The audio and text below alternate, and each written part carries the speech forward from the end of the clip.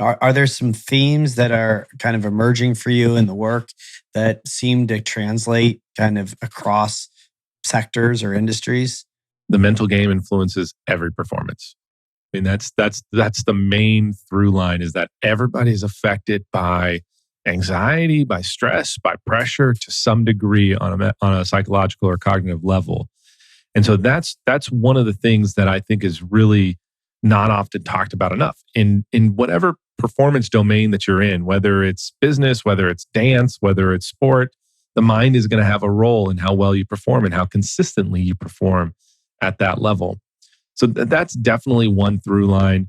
The other is that at this level, what I see is that, whether it's with the Navy SEALs, business professionals, surgeons, sports, elite athletics, doesn't matter.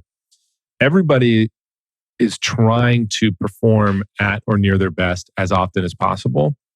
And they recognize that they can't take any part of their craft for granted.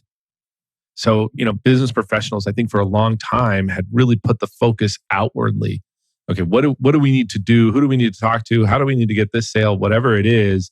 And are starting to recognize that, hey, in order for me to be at the top of my game, I've got to look inward a little bit and start to think about, what's the mindset that's going to lead me to optimal performance on a regular, consistent basis.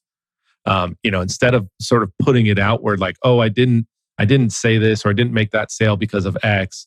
Now it's looking at, hey, what role did I have in that? What was my mental game going into that, or my mindset going into that? So I think to me, that's something that is no longer really being taken for granted. The mental game is no longer being taken for granted.